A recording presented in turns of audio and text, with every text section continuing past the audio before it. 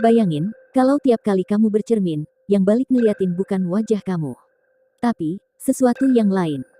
The Conjuring Last Rites bawa kita ke sisi tergelap kisah Warrens dengan twist besar. Sebuah cermin terkutuk yang katanya bisa jadi penghubung seluruh jagat Conjuring Universe. Tapi pertanyaannya, seberapa banyak dari itu beneran terjadi, dan mana yang cuma bumbu Hollywood? Hari ini kita bakal kupas tuntas ending film The Conjuring Last Rites. Ya, full spoiler. Kita juga bakal ngebahas, apakah kisah ini memang terinspirasi dari kasus nyata Smurl Haunting, atau sekadar dramatisasi versi film. Siapin nyali kamu, yuk kita mulai.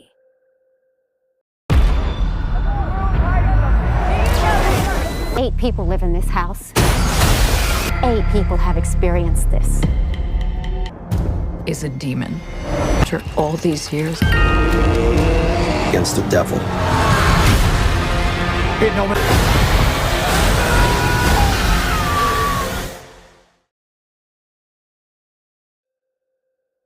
Ingat ya, jika kamu belum nonton, dan nggak mau tahu endingnya, silakan pause video ini, dan tonton dulu filmnya. Tapi kalau kamu penasaran dan mau benar-benar tahu semua detailnya, lanjut yuk.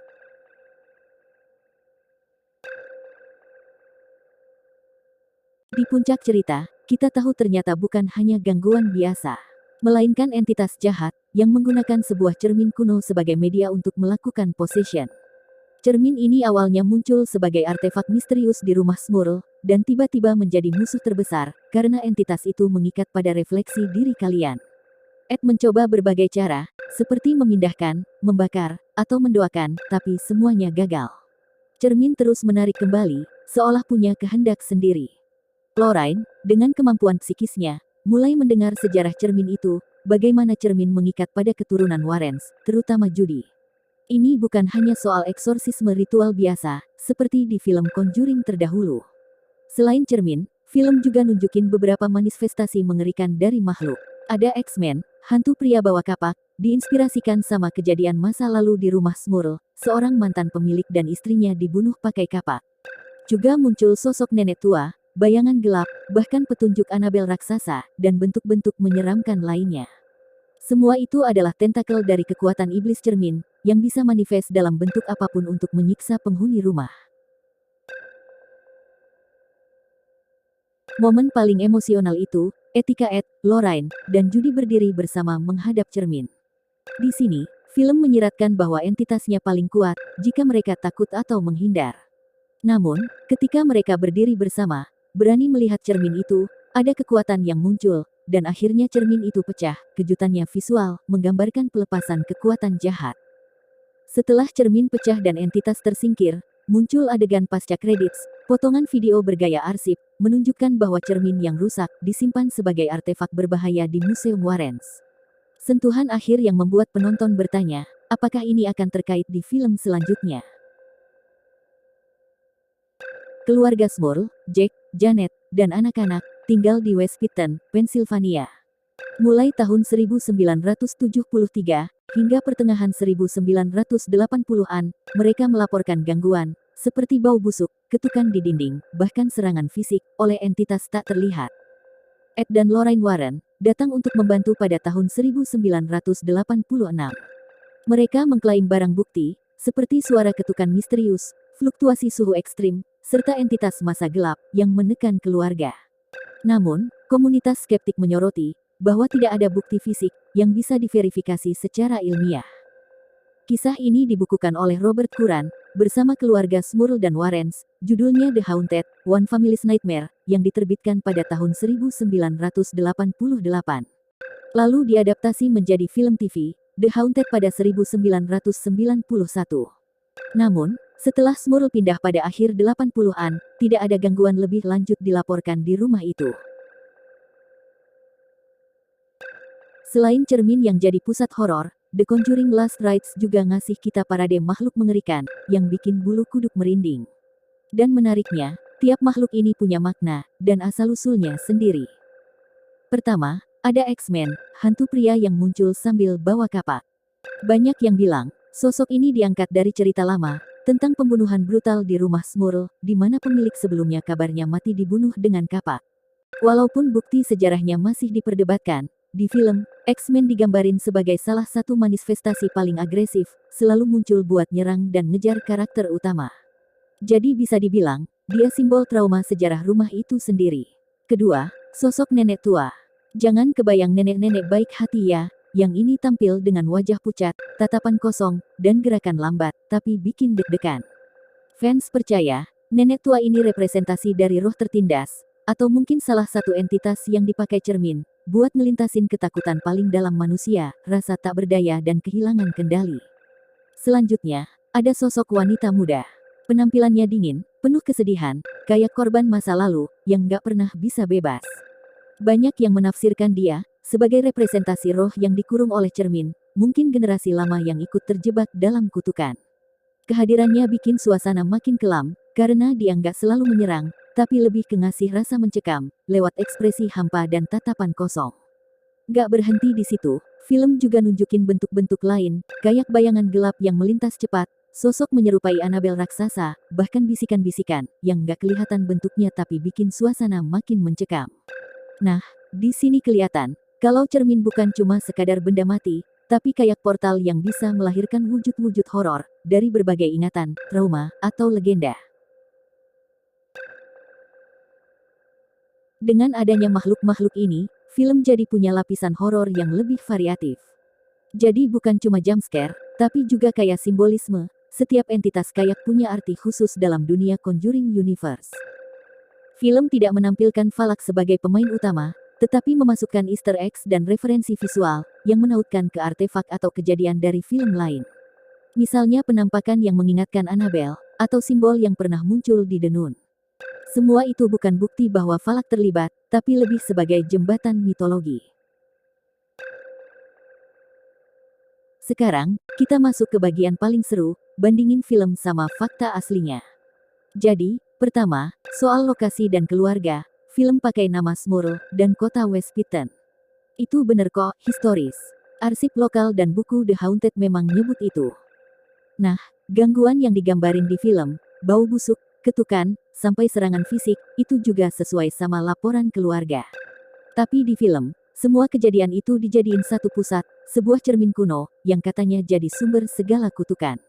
Padahal, di catatan asli kasus Smurl, nggak pernah ada cerita tentang cermin. Jadi jelas banget, ini bumbu horor yang ditambahin biar dramatis. Lanjut, soal judi. Di film dia dibuat jadi target possession, jadi pusat emosional keluarga Warren. Padahal, dalam laporan sejarah, judi nggak pernah disebut jadi korban. Ini murni strategi penulisan supaya stakes cerita makin tinggi. Terus, soal Ed dan Lorraine. Ya, mereka beneran datang ke rumah Smurl, ngaku ngerekam suara aneh dan dokumentasi lain. Tapi, klaim mereka banyak ditolak oleh skeptis, karena bukti yang ditunjukin dianggap lemah. Film juga mainin angle besar, kalau Vatikan ikut campur. Kenyataannya, ada klaim keluarga soal dukungan gereja, tapi bukti dokumen resmi dari Vatikan nggak pernah ada. Sampai sekarang, bagian ini masih kontroversial. Dan terakhir, epilog. Film nutup dengan cermin disimpan di Museum Artefak Warrens. Di dunia nyata, museum itu memang ada, banyak artefak mereka simpan, dan cermin yang diceritakan dalam film ini, ternyata ada. Cermin yang dikenal sebagai Conjuring Mirror, memang masuk dalam daftar artefak yang disimpan di Warrens Occult Museum. Ini bukan properti film, item ini diklaim oleh Warrens sebagai media sumen arwah atau entitas, dan diberi label sebagai artefak berbahaya yang disegel bahkan saat dipamerkan. Menurut deskripsi museum nyata, cermin tersebut punya reputasi horor kelas. Conjuring Mirror adalah cermin ritual dengan pengunjung yang menatap terlalu lama, bisa mengalami penampakan bayangan, mimpi buruk, bahkan gangguan psikis. Artefak ini disimpan tertutup, dan jarang diungkap ke publik. Jadi kesimpulannya, The Conjuring Last Rites berdiri di atas pondasi kisah nyata, lokasi, nama keluarga, dan jenis gangguannya memang ada. Tapi hampir semua elemen besar lain, kayak cermin jahat, dan judi sebagai korban utama, adalah kreasi film buat bikin ceritanya makin nempel di franchise. Dengan kata lain, setengah fakta, setengah fiksi, tapi semuanya diracik, biar jadi tontonan horor yang puas dinikmati. Setelah The Conjuring Last Rites rilis, fans langsung rame banget bikin teori. Nah, kita bahas beberapa yang paling menarik dan bikin heboh. Banyak fans percaya, cermin ini bukan sembarang artefak, tapi master artifak yang nyambungin seluruh Conjuring Universe. Bahkan ada yang bilang, inilah asal nama The Conjuring sendiri, karena lewat cermin inilah, semua kekuatan jahat bisa dipanggil. Post-credit scene yang nunjukin, arsip Ed Warren berdiri depan cermin, makin bikin teori ini panas. Kalau benar, berarti Annabelle, The Nun, sampai artefak lain di museum, bisa dibilang lahir dari sini. Kalau mau lebih filosofis, ada juga yang baca, kalau cermin ini bukan sekadar benda jahat, tapi simbol trauma. Kayak, kita harus berani ngaca ke diri sendiri, buat bisa lawan ketakutan. Di film, Lorraine sampai bilang ke Judy, supaya jangan lari dari bayangan dirinya. Jadi bisa dibilang, ending film ini bukan cuma soal musir setan, tapi juga pesan pribadi, tentang hadapi diri sendiri. Kenapa Judy yang jadi korban possession? Padahal di kisah asli Smurl, bukan dia. Nah, di film, ini dipakai buat bikin konflik lebih emosional. Dengan Judy yang jadi sasaran, taruhannya jauh lebih tinggi, karena ini anaknya Ed dan Lorraine Warren. Buat penonton, otomatis lebih peduli. Dan buat cerita, stakesnya jadi makin dalam. Ada juga yang yakin, semua ini balik lagi ke Falak. Banyak easter eggs kecil yang nyambung ke The Nun, dan fans berspekulasi, Falak itu ibarat demon utama, yang masih narik benang merah dari balik layar. Bisa jadi, cermin ini cuma salah satu cara Falak buat masuk lagi.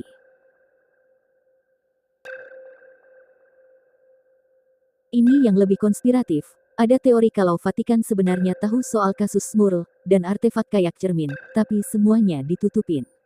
Film memang cuma nyetil soal gereja, tapi nggak pernah kasih bukti jelas. Fans percaya, ini sengaja dibiarkan abu-abu, biar makin misterius.